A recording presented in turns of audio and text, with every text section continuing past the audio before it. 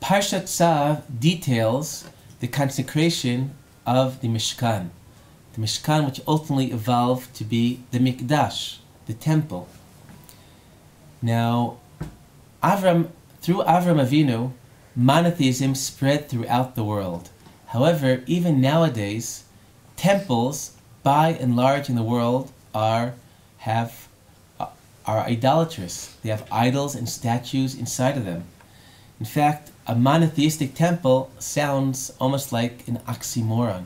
Temples are so concrete, so tangible, and the Jewish monotheism, belief in an invisible God, all present, never seen, would seem to be almost contradictory. However, even nowadays, there's one notable exception to the temples that have idols in them, and there is one monotheistic temple still in existence. That's the Golden Temple in Amritsar in northern India. And I'd like to talk about the Golden Temple in Amritsar, and use that as a basis to look at the similarities and differences between the Golden Temple and our Beit HaMikdash. Often, similarities could give insight about the significance of different factors, and from the similarities we could highlight what's truly unique. But I'll give first some introduction to the religion that created the Golden Temple, the Sikh religion, and that's because I think it is significant for Jews to be aware of the Sikh religion, since the Sikh religion, more than any other religion, captures the vision that Judaism has for the religion, for humanity as a whole. Within Judaism, there's a vision incorporated in what's called the mitzvot b'nei Noach, the commandments of the children of Noach, which envisions a religion for all of humanity. And in many, many ways, too much to detail in this lecture, Sikhism is as close as you could come to that vision. Sikhism was founded about 500 years ago by Guru Nanak, and much of it is based on forging together aspects of Islam and Hinduism. Now, there's a story that a beauty queen once approached Bernard Shaw and suggested they marry. That think of the children, they'll have my beauty and your brains. Bernard Shaw answered, yes, but what happens if they have my beauty and your brains? Fortunately, Guru Nanak took the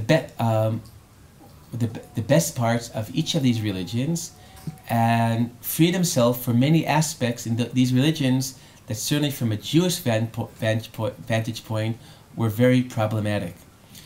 Guru Nanak accepted a belief in one God, invisible, infinite, a opposition to all forms of idols and graven images, a belief in the significance of charity and family, different ideas that ultimately essential to Judaism that through Islam achieved Guru Nanak.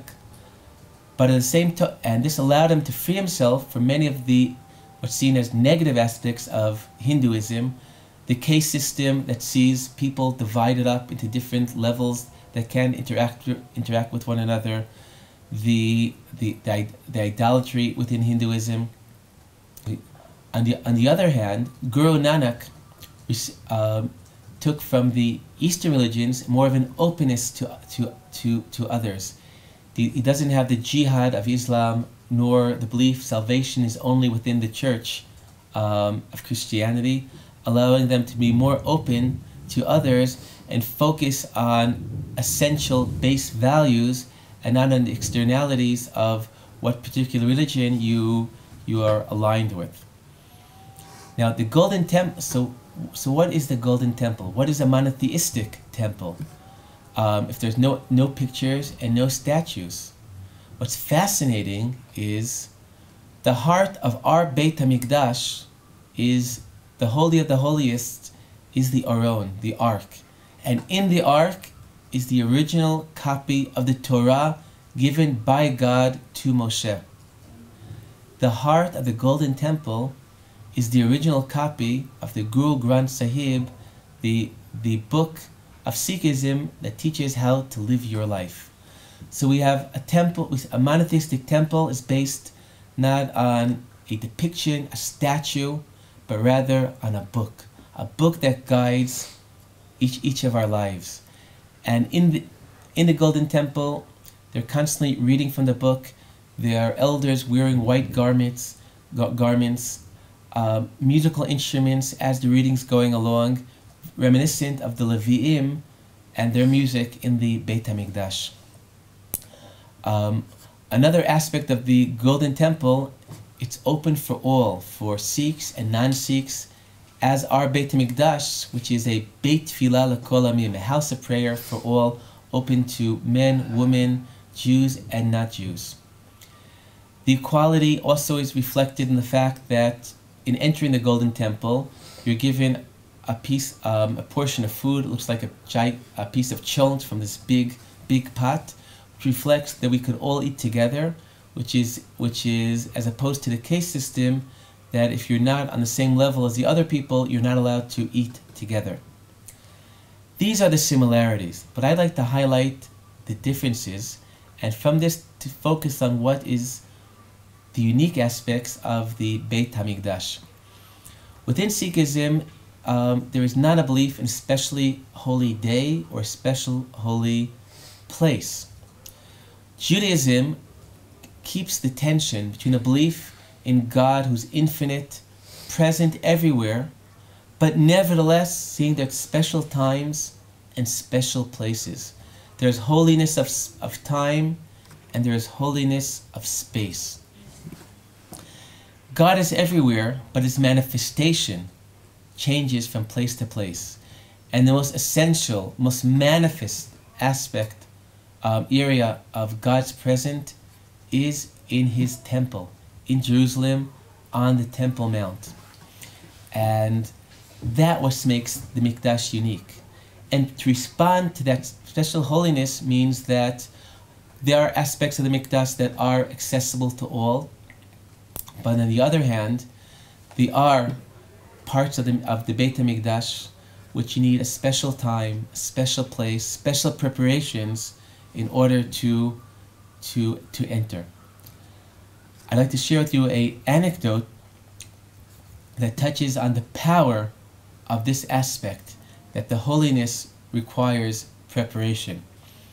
A few months ago, a student of my wife called, mentioned she's studying to be a tour guide, and the whole group is now standing in front of the doors to Har HaBayit, the Temple Mount.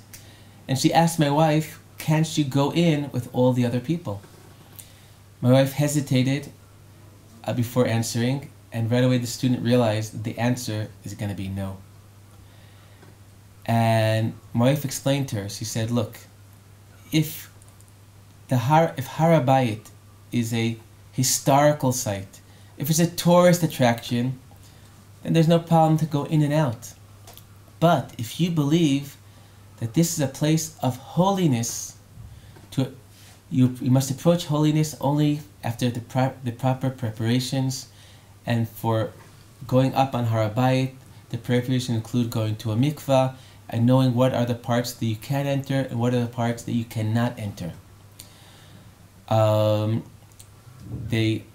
few minutes later, we got a text message from that student that the group's inside, I stayed outside. That night, I went to a wedding. And at the wedding, the most moving moment of the entire chuppah is when the Kala spoke about her wedding day, about what happened before the wedding. She chose on that day, after doing all the preparations required by the halacha, to go up onto the mountain, to go up to Har HaBayit.